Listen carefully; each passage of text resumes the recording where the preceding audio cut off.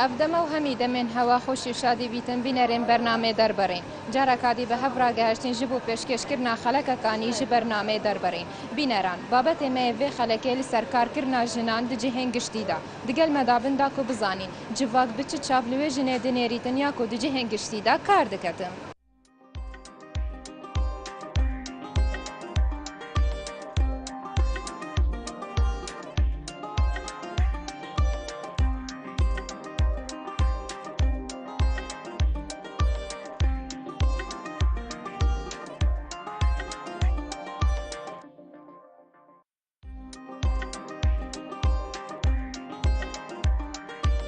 بابەتێ me ew li ser karkirina jinan di cihên giştî da tu wekû gencek çi çav temaşewê jinêtkê ew ê kar diketin.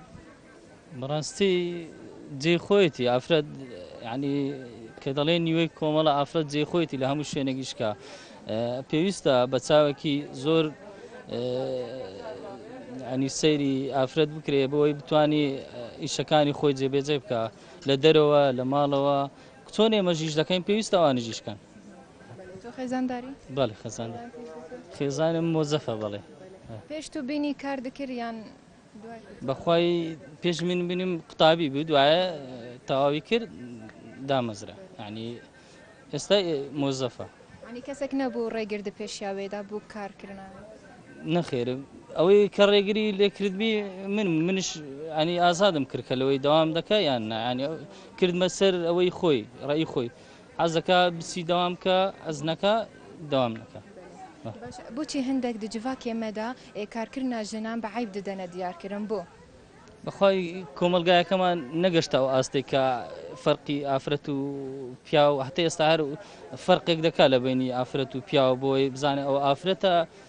یان ئەوە پیاوە هەتا ئێستا ئەو ینی مجتەمەعی ئێمە نەگەشتەوە ئاستا بە یەک چاو سەیری هەموو ئینسانەکان بکەن. هەر دەبێژن ژن نیوەی کۆمەلگای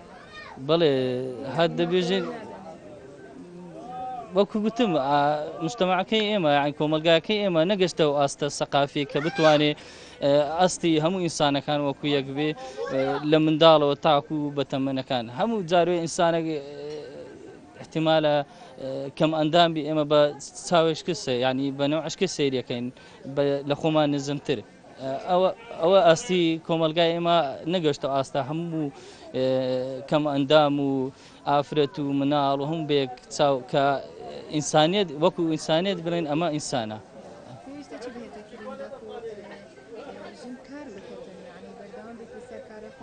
چه ئاستەنگ دە پێشاوێدا نەبن بەخوای پێویستە ئێمە سەرەتا ئاستی وشیاری نێو کۆمەلگا ینی بچەسپێنین لە مێشکی هەموو ئینسانە کە بتوانین پێی بڵێن ئەمە ئافرەتە ڕاستە ئافرەتە بەس ئینسانەوە کۆی کە تۆ چۆن پیاویشەکە پێویستە ئافرەتش ئاوە ئیشکە. کارکردنا ژنان دجی هێنگشتیدا تو چاوت بینی؟ بەڕای من شەشی کارکردنی ژنان لە هەموو شوێنە گشتەکان کە کارشگەن شەشی زۆ بە باش دەزانم وەکو شان بەشانی پیاوان بیکەن و زۆر ئەتیاتی. باشە بچی کۆمەلگە هێمەدا هەندێک ینی بە عیب دەدەنە دیارکردن کارکردنا ژنان بوو وەڵا کۆمەلگا لەگە کۆمەلگای فەرق دەکا جیاوازێکی هەر هەیە بایەوەندەی بەس ئێستا الحەمدوللا ینی فەرقی کردیا لە وەکو پێشان نەمایە کە کۆمەلگا لە زۆشتی منعکە لە خوێندنی و لە کارکردن و یان لە شوێنی گشتی کار بکاتن بەڵام ئێستا باشترە بە من لە گوندان بڵێ وەبزانم مایە من وەلو لە شارم بەس کە جێبیستی دەبم بەڵێ لە گوندان هەرمایە ژن بەڵکو لە گوندانی شەر ئیشی دەکەن کە ئیشی زراعەت و ئیشی زۆر شتکەی ئافرەت ئەویش وەکو شان بەشانی پیاوان کارەکە. پێویستە چ بهێتەکردن تاکو کۆمەڵگات تێبگەیتن یعنی ژن دەبێ کار بکەتن مافی وەکی مافی پیاوە بڵێ مافی یعنی دەبی هەوڵ دێن هەوڵدان بەدەست خۆتی ئەو ئافرەتەش دەبی هەوڵی خۆی بداتن نەک بەس ئەوم پیاوە مەسەن بڵێتن تۆ ناوی کارکە ئەویش دەتوانێت قسە بکاتن دەتوانێت کار بکاتن ڕای خۆی بەگشتی بدرچێنتن. خێزانداری تو؟ بڵێ خێزانیشم بەڵێ کار دەکات لە دەستگای حکومی داوام دەکات. پێش تو بینی کار دەکرد یان دوای نەخێر کاری نەدەکرد بەڵام من دامەزراند و کار دەکات ئێستا زۆر بە شتێکی شانازش پێ وەردەگرم.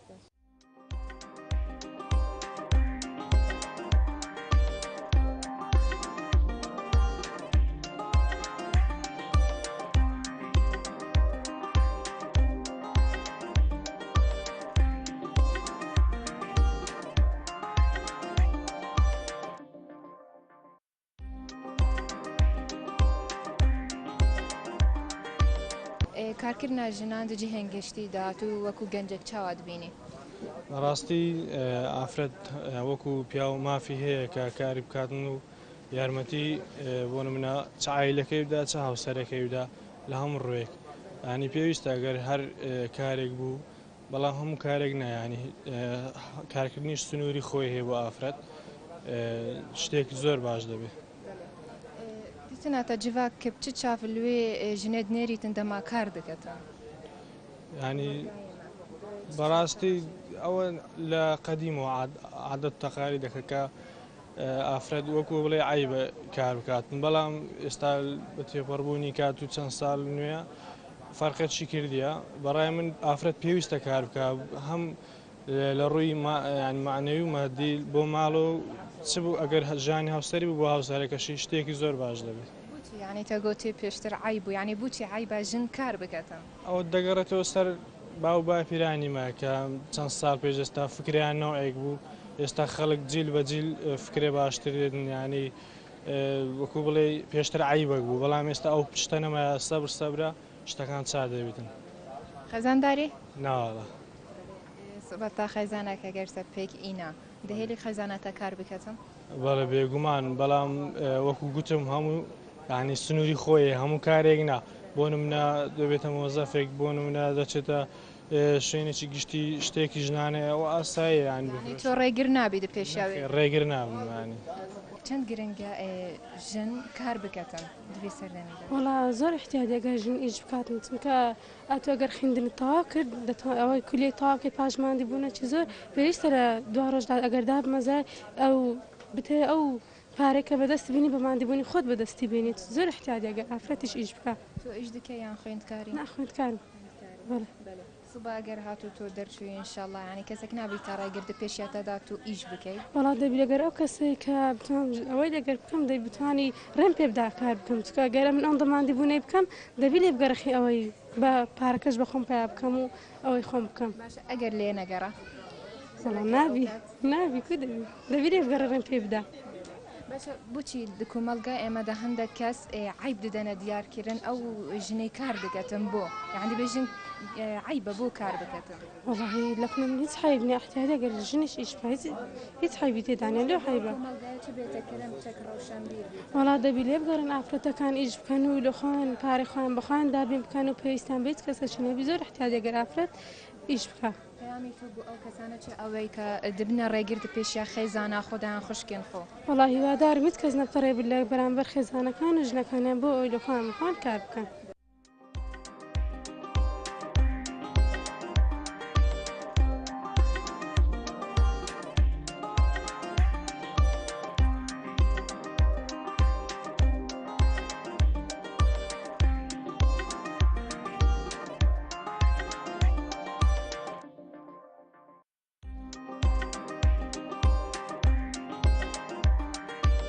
کارکردنا ژنان دژی هەنگشتیدا تۆ وەکو گەنجەك چاوات بینی واللهی بەم بە نسبەتی خۆم کە گەنجی زۆر ئاساییە طبیعیە بخۆی ژنیش خۆ دەزانی تاوکەری کۆمەڵگایە زۆریش گرنگە ژن کار بکات لە کۆمەڵگای خۆمان دەزانین لە ئەوروپا ئافرەت و پیا و یەکسانەنە و هیواداری لە کوردستانیش هەروە بیت وانە ینی بەڕای خۆ دەزانین چۆنە کۆمەڵگای ما ئێستا وەکو بڵێ هەتا ئەو ڕادێ ڕۆشنبیر نییە کە ئافرەت لە شوێنی گشتی کار دەکات بەکو بڵێ بە نەزەرێکتر تەمەشای دەکەن بەڵام هیوادارم ئەو شتە نەمینێت بۆچی دکومەلگە هەمەدا دەماژن کار دەکەتن بە عیب ددەنە دیارکردن بۆ خۆ دەزانی هۆکاری دەگەڕێتەوە سەر ڕۆشنبیری کۆمەلگا هەنێڕا لەخوای بزێت کۆمەلگای مە ئێستا ڕۆشنبیرە لەکو بڵێ لە چاو پێشان زۆریش ڕۆشنبیرە بەڵام زۆریش ماوەتی هیوادارین لە داهات و زۆر باش بیت پێویستە چ بهێتەکردن لەو حالەت خۆی هەم پێ دەڵێم ڕۆشنبیرە دەبی خەڵک هەمووی دەگەڕێتەوە سەر خوێندن زۆر مهمە لە هەموو کۆمەڵگەک ئافرەت و پیا و دەبی یەکسانە بێت بەڵام هەموو شتێک لە کۆمەڵگای ئەمە نازانم بەداخەوە زۆر شوێن کە ئافرەتێک کار دەکات بە نەزارێکتر تەمەشای دەکەن یاخۆت ئەگەر ئافرەتەکە خۆی نەدات بدەستی ساحبی کارەکە بەنەوەیتر تەعاملی لەگەڵ دەکات ئەو شتانەمان زۆر گوێڵێ دەبێت هیوادارم ئەو شتانە نەمینی هەندێک گەنجان دەما خێزانی پێکتینن ینی هەبژی ناوان کار دکات دەبێژنەوان نابی کار بکەیتەوە دەبێ واز لە کاری خۆ بینی خۆی آخر پیاوەکەش تەماشای کۆمەلگایەکە دەکات یعنی خۆ دەزانین زۆر صاحب کۆمپانیا لێرە هەیە زۆر صاحب کارگا لێرە هەیە زۆر صاحب کار لێرە هەیە کە ئافرەت کاری لەکن دەکا بە نەزارێکتر تەماشای دەکەێت هیوادارم ئەوشتە نێمێت ئەمەش دەگەرێتە سەر ڕۆشنبیری تاکەکە هەموو کەسوانیە ینی لەگەڵ ڕێزم کەسی باش و خراپ لە هەم شوێنێکەیە بەڵام بەگشتی ئەمە تەماشای وەزعەکە دەکەین ئەو هایە لۆیە پیاوەکەشتی قەی نییە ئافرەتی خۆی بنێرتە ئێرە ئەو شتە شتێکی جوانەیە هیواداری نێمینێتەوە شتە بەڵێ ئەخە تەڵەبەیە بەڵێ باشەگەرات شەهادەینەوە بەتاکیید بەتعری ئەدی بۆچی دەخێنیت دەبی کار بکات ئەدی بەتاکیید دەبی کار یعنی ماڵە هەوا ڕێگر بوون پێشاوێدا ڕێگرنینە ئینشاءڵڵا تاکید ڕێگرنینە لەبەرەوەی کە ڕێگر نەبن لەو خوێندن ڕێگر نابن لۆ کاریش خۆ دەزانی ئەو شتەش هەیە بەتاکید ڕێگر نابن ئینشاءڵڵا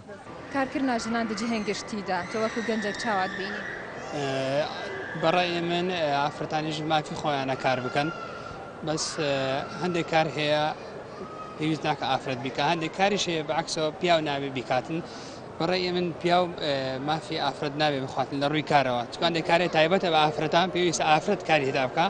هەندێک کاریشی تایبەتە بە پیاوان کار دەبێت پیاو کاری تێدا بکاتن بە ئاسایە زۆر ئاسایە کە ئافرەت کار بکاتن ئەو خێزانات بەڵێ بەڵێ کار دەکاتن یاریزانە پێش ئەوەی بینی ینی کار دەکرد یاریزان بوو بەڵێ هەر یاریزان بوو چجارە نەبووە ڕێگرد پێشیا کارێوێدا نابەی شێک مادەم پێشەوەی ببێتە خێزانێ ماڵەوە ڕێگرنەوە کاتە مژ ڕێگر نابوو هەر مافی خۆیەتی ناچێت بۆچی دمشتەمە عیمەدا پیا و هەندێک پیاوان ڕێگر دەبند بەرامبەر خێزانە خۆدا ناهێلن کار بکەن دەبێژن عیبە دەبێ هەر لە ماڵ ئیش بکەن حەسب بیرکردنەوەیە لەوانێ ئەو تەقالیدی خۆیان بەو شێوەیە بێتن کەسانشتر بەون شێوەیەشتر بێتن تەنها بیرکردنەوە و تێنەگەیشتە لە مەسلەی کارکردن کار بکە یا کار نەکات نەگەنە تێبگا هیچ جیاوازێکی نییە بابینە دەفا و خاتۆنەژی کارکردنا ژنان دژی هەنگشتیدا چاوات بینی تو وەکو کچێک بەڵێ بەڕای من شەر وەکو هاوسەرەکەم باسی کرد مافی خۆمانە ینی مەشەر ئیشێک بکەین بەس ینی ئیشێک بکەڕی تێبسینەک ینی شێک بی مەسەلەن شێکی ناڕێک بیتن نەگوزێ لەگەر کۆمەلگا کارێکی دەکەی گوت ئەمن یاریزانم شانازیت کارە خۆ بێگومان زۆر شانازی پێ دەکەم چەندی ساڵ یاریزانم هەموو سەرەکەشم زۆر پشتگیریم دەکات زۆر سپاس سپاس بکەم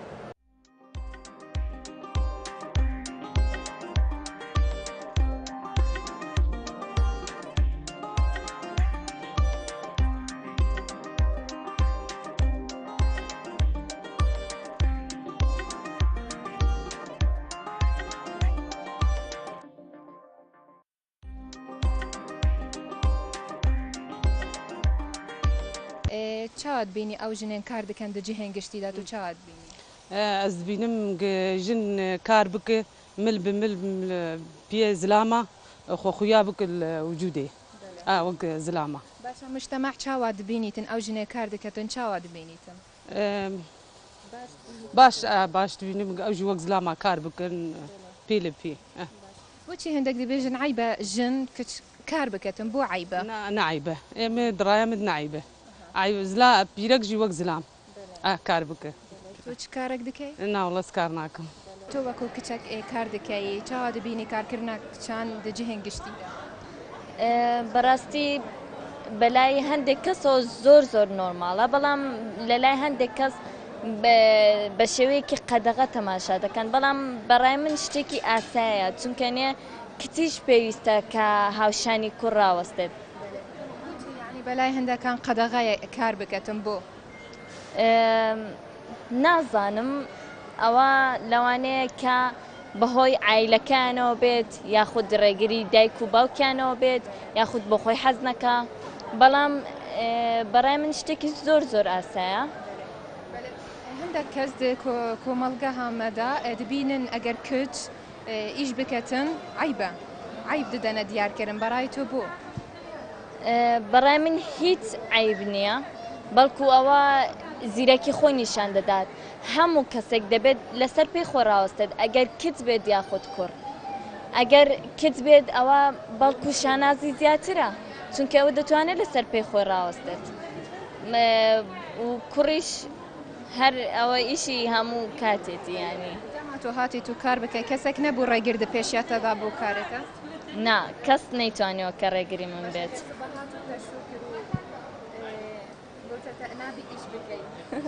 وەڵا ئەو کات نازانم بەڵام لەوانە نێ ڕێگیر بێت ڕێگر بوو بەرامبەر کارێتەدا نەهێلات و کار بکەی ئەو کات چ دەکەی وەڵا نازانم ناتوانمەوەی جواب دەمەوە چونکەنە ینی هیچ کەسێکی وانەیە کە بزانم ئایا دەهێڵێت یان ناهێڵێت ئەوە چونکە داهاتووەکە دیار نییە.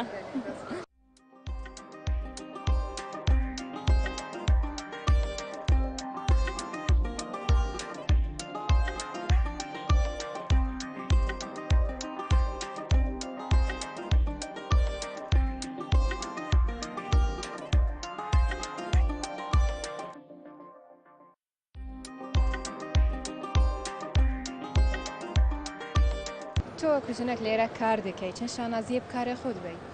والله بيني قلت الحمد لله والشكر كيفي من خوش بذي إشي هاني جبرق يعني إنسان تم نكار دستي خوفك خوب حاجتي غيري خوبك بس شغل بيجم قيد تشتكي بيني قلتي حاجتك مرود سديني يعني زنابي بتشتكي قال لك زحمة تجبو بيرك جبر بيرك جي وقت بيان يعني دست بدست مساعديها بدودك نب دست بدست هافر دافجن شي بيرك بشغله تشزلان بشغله يعني تو ليرة كار دكاي مجتمع خلق تشاوا دلتا دنيري تندماتو أو كار دكاي بيش همي خلقي والله زبيني قلتي كتم قال لك مراحل هذا بجناحيا مدز قال لك الشرم نابين منو زقت تشتي بك ما أفكار بن ولا أو كارب ولا كارك الدنيا حوجي أصبح جتي غيري خواب ما بس قال لك كانت مجتمع ده مثلا دي بيجن يعني بيركا حوجي قلت في إشي بك المالي خوابا المنضالي خوابا يعني بيا هنا قبل شغلن أز بيجن قي فكرك غلطة يعني بجنجي بشغله بيانجي بشغله يعني نا ضروري انه زلامتني بشغله بيرك مثلا جير شرم بفيكاري هاني بك تشتكي طبيعي انه بشغله او كل كي قد بيجن مثلا او مروفي بيجن انه بيرك بشغله عيبه از بقيت تشتكي تخلفي بو بريبو انا كمثلا تقدمي هي حضارتها هي بيرك بدست ازلام بيك يعني مساعداها بدود كل نورمال افتشتايا قشتك يعني عيبه انه عيبونا وان تشد بيجن انه بيرك ما وقتي خو قشد مالي دايا دقرتنا مالي داي من دالا داي كاري مالي داي يعني تقييد حريه بس بنفس الوقت اختي قو بيرك ايشي خو جيبك والمال يجي بردوام بكاري خو من دالي خو بس بقيت تشتكي غلطي تتني يعني ابد قصدك دي بيشيات دار يعني تشيب عندما هاتي تو كار بكي انا الحمد لله والشكر حتى انا كانت تشتكي نديتي شغلي من اجي رازيمه وتشتكي قلكي باش نورمال يعني از جبرني شرم ناكمه قال لك حابها ندبجن افكارها مثلا شرمه بيرك تقدروني دانشتا بما انه طالب يعني ما خندنا وجا شهادات نجي بس يعني زنابي بتشتكي شرمه وبتدبكونك يعني انسان هنا دبيجن دوجه تدليت خلينا نقول افكارها اشترناب مثلا بس بنفس الوقت از تحس يعني اعتبارتكم انه نهات يجمر قوت از حياتها خبر دوامتك ما تشتكي عاملي نورمال يعني صعب صالة الفيرا كارد تقريبا افشار مانجيم الفيدك ايش دكما وان شاء الله بيني قوتي دي ساجي اسبير بردوام الحمد لله والشكر يعني تشتكي اجبر عاجزيانا كما ومساعداك اجمر هم بيني قوتي بروتنا هم مساعده يجمر هم جيتا وقتي خو اسبي درباز كما وحياتها خو درباز كما فهم چنده الفيرا كاردك والله بوتا تقريبا ياك مانك ويجي خوشه رزو مالچ نبونا ڕێگرد پێشێتەدا تو پێی کار بکەی؟ نا مشکلە وانە هەندێک مەسروفی یارمەتی دەم یارمەتی برای خۆ خوشکی خۆ ئەو هادەدەم چەند گرنگە تۆ مساعدا ماڵێ بکەی کار بکەی وەکی برای خۆ بابێ خۆ مساعدا ماڵ بکەی ئەرێ ئەوها خۆشترە ئەنێ مساعدەی بکەم هەر لو برای خۆل و خوشکی خۆی لە هەمووە خەڵک مجتەماع چاوالتە تەماشە دەکەتن دەما تو کار دەکەی والله خەلک و عالەم اشتغلي وان زورة النارن أو نابي أوها نابي كز قوي خوب خلك وعلى ميدي نعم چونكي من غلطيش أو شيء شغلي خوي ناكم يعني تعليق أو تشتانش خلكي هاتي ناكا ما تكار عندك كم جار نابي الشغل بكي تو كوش دكي برايت أوها هنا بس عيبيني الشغل دەما وسا گوتینەتە بەرسڤاتە بووان چ بوو؟ چونکی تو برمتو ئەو خەلکن شغلێ من پێ عیب نییە گەری یارمەتی برای خۆ باوکی خۆ ئەوانەدان هیچ پێ عیبی نییە